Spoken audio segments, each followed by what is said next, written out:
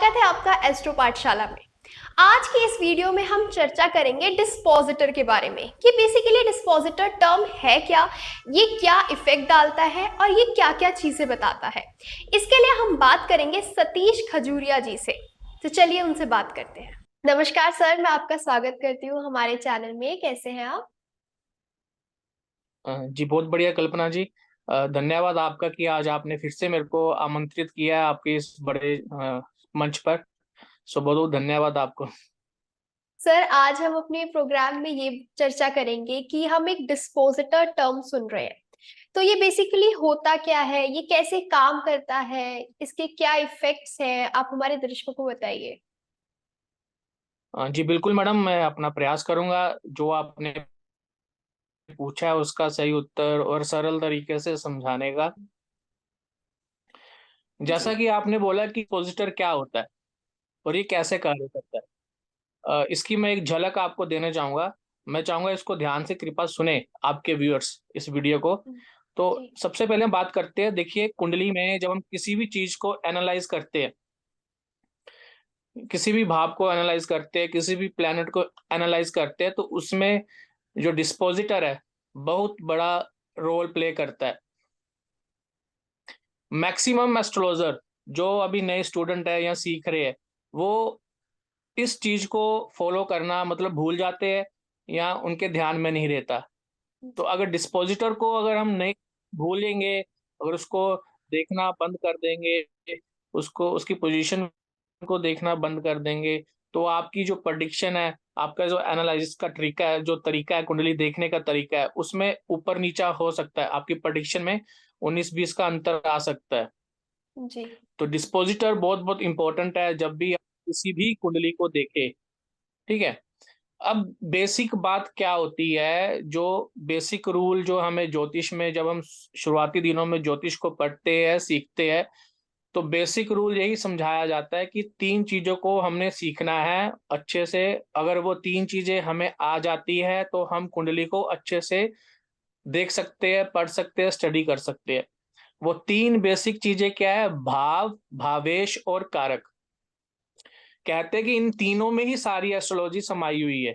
ठीक है तो कहने में तो सिर्फ 3 शब्द शब्द है, लेकिन 3 जी। शब्दों की जो अंडरस्टैंडिंग है, उसको समझने के लिए काफ़ी साल लग जाते हैं ज्योतिष को पढ़ने, सीखने। मैं तो यही कहूँगा कि ज्योतिष एक ऐसा विषय है जो दिन में दिन मतलब हर दिन कुछ ना नया, कुछ भी पढ़े हम तो हर दिन नया ही सीखने को मिलता है।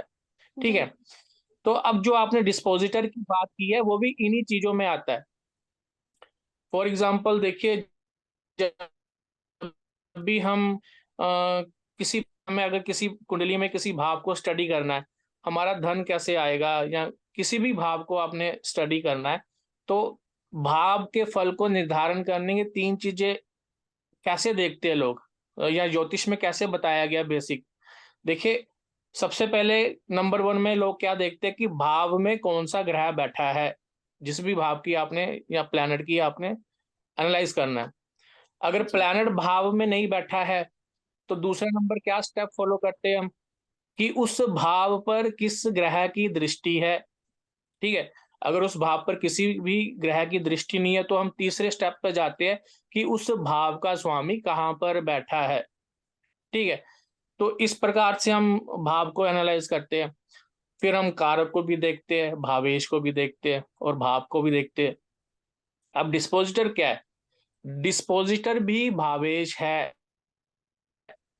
लेकिन जी। उसके घर में दूसरा ग्रह बैठा होता है। सरल तरीके से समझने का प्रयास करते हैं।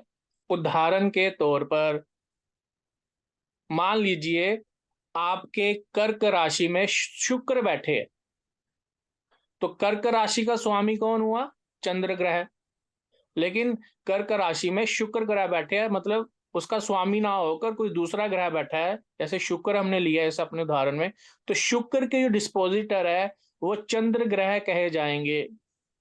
जी। अब ज्योतिष में एक और नियम होता है। वो क्या नियम बोलता है कि जो भी प्लैनेट जिस भी राशि में जाएगा, वो उस राशि के जो करैक्टर है, जो कारक है, वो ऑब्जर्व कर लेगा।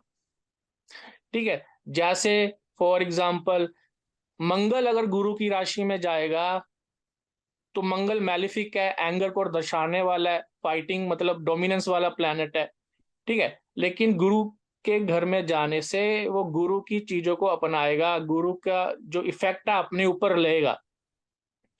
गुरु ज्ञान का कारक है, उसके गुस्से को शांत करेगा, उसकी जो मैलिफिक नेचर है उसमें कमी आएगी, ठीक है। इसी प्रकार से डिस्पोजिटर का भी बहुत बड़ा इंपॉर्टेंस है जब भी आप किसी भी चार्ट को एनालाइज करते हैं। जी जैसा कि मैंने बताया, कर्क राशि में शुक्र का बैठना, और शुक्र चंद्रदेव के हैं, ठीक है। अब शुक्र कैसे रिजल्ट देगा? शुक्र जो कर्क राशि में बैठा है वो किस प्रकार से रिजल्ट देगा, वो डिसाइड करेगा चंद्रदेव की पोजीशन। चंद्रदेव जी उस चार्ट में किस भाव में, किस किस स्ट्रेंथ को लेकर बैठे हैं और किस स्थिति में बैठे हैं। अब इसमें शुक्र क्या है, चंद्र का भी प्रभाव लेंगे, और शुक्र का जो किस प्रकार से रिजल्ट डिलीवर करेगा वो चंद्रदेव की स्थिति को भी देखना पड़ेगा। तो ये बहुत बड़ा इंपॉर्टेंट पॉइंट है। अब ये कार्य कैसे करता है? अब इसके दो और तरीके हैं, इसको किस प्रकार से समझा जाए। एक होता है लगन चार्ट, जिसको हम राशि जी चार्ट बोलते हैं, ठीक है, लगन कुंडली। और उसी के साथ हम हमेशा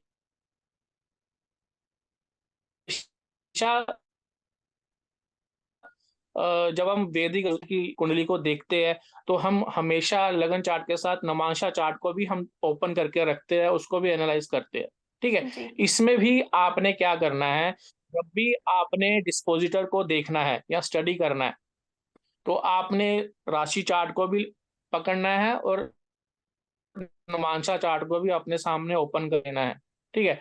अब इसमें दो चीजें कैसे है, डिस्पोजिटर को दो तरीके से भी समझाया गया है। एक है राशि डिस्पोजिटर, एक है नुमांशा डिस्पोजिटर। अब ये क्या है, इसको सरल तरीके से समझाने का प्रयास करता हूं। मान लीजिए उदाहरण के तौर पर शुक्र ग्रह मेष राशि में बैठे हैं, ठीक है। तो राशि डिस्पोजिटर शुक्र ग्रह का कौन हुआ, मेष राशि। जी और नमांशा में मान लीजिए, नमांशा चार्ट में मान लीजिए शुक्र ग्रह बैठे हैं सजिटेरियस में या धनु राशि में बैठे हैं। तो नमांशा डिस्पोजिटर शुक्र का कौन बना, बृहस्पति देव।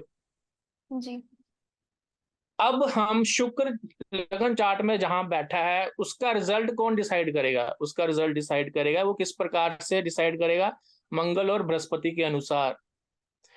शुक्र के ऊपर किसका प्रभाव आएगा, मंगल और बृहस्पति का।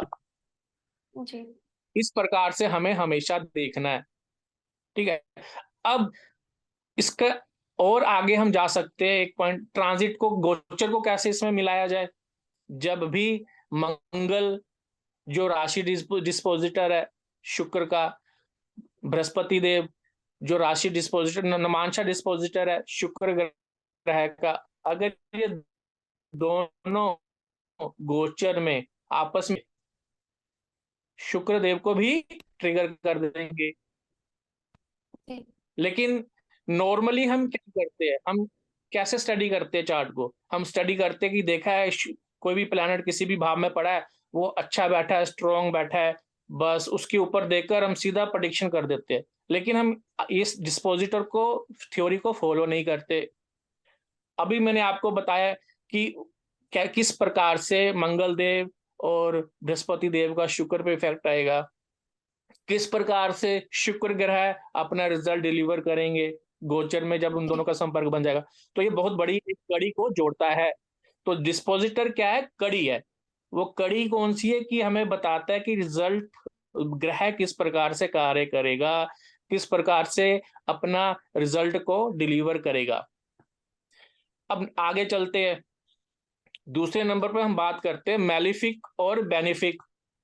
जब भी कोई नया स्टूडेंट या शिष्य ज्योतिष सीखता है, उसको बता दिया जाता है कि ये ग्रुप ऑफ प्लैनेट्स है, इसको मैलिफिक प्लैनेट बोलते हैं, ये ग्रुप ऑफ प्लैनेट है, इसको बेनिफिक प्लैनेट बोलते हैं। लेकिन डिस्पोजिटर को भी देखना चाहिए। वो कैसे देखना चाहिए, जैसे कि मैंने आपको एग्जांपल में बताया, मंगल ग्रह मैलिफिक है, ठीक है जी। अगर वो बृहस्पति की राशि में आकर बैठता है, अगर वो बृहस्पति की राशि में आकर बैठता है, तो बृहस्पति जो मंगल का डिस्पोजिटर हो गया, बृहस्पति हो गया, ठीक है। जी। अब बृहस्पति बेनिफिक प्लैनेट है ना, तो जैसा कि मैंने बताया कि वो डिस्पोजिटर है, वो उसका प्रभाव उसकी जो प्लैनेट उसके घर में बैठा है उसके ऊपर भी डालेगा।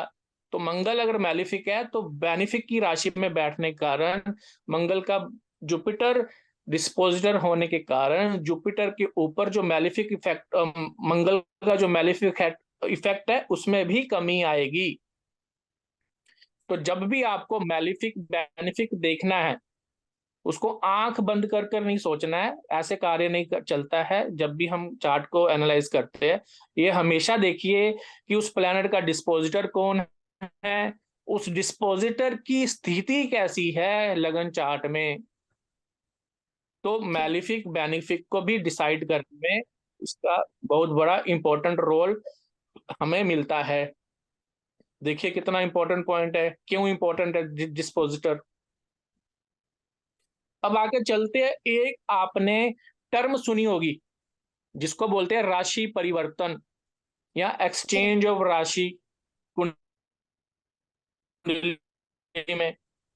इसको भी नए पढ़ते हैं ज्योतिष में, तो कोई ज्योतिष का बोलता है कि राशि परिवर्तन क्या होता है, तो सिंपली उसको ये बता दिया जाता है कि अगर एक प्लैनेट दूसरी की राशि में बैठा हो और दूसरा प्लैनेट उसी की राशि में बैठा हो तो उसको राशि परिवर्तन बोलते हैं या एक्सचेंज ऑफ राशि बोलते हैं।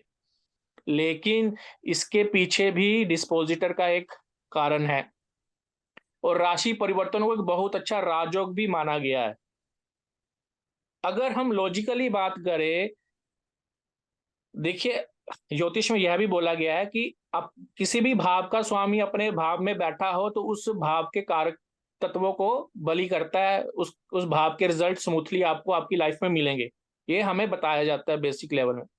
अब राशि परिवर्तन को भी समझो ऐसे, उदाहरण के तौर पर अगर शनि महाराज मंगल की राशि में बैठे हैं, मंगल शनि महाराज की राशि में बैठे हैं, तो मंगल के डिस्पोजिटर शनि हुए और शनि के डिस्पोजिटर मंगल हो गए, ठीक है।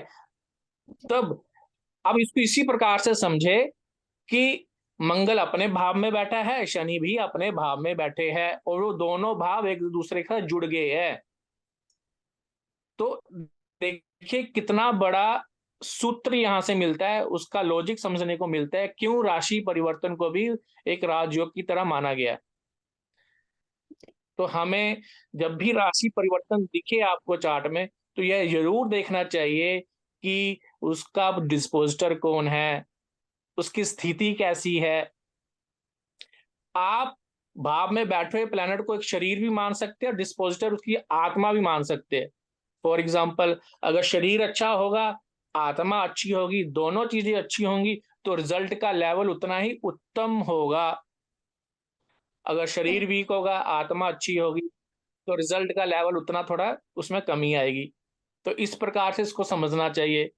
अगर प्लैनेट भाव में अच्छा बैठा है लेकिन उसका डिस्पोजिटर अच्छा नहीं बैठा है, तो उसी लेवल पे उसकी कमी आएगी। अगर दोनों अच्छे बैठे हैं तो उसका जो लेवल है, स्टैंडर्ड है। एग्जाम्पल के तौर पर सपोज करो चंद्रमा मंगल कर्क राशि में बैठे है, ठीक है। मंगल कर्क राशि में बैठे हैं तो वो नीच के हो गए, मंगल जी। देव नीच के हो गए।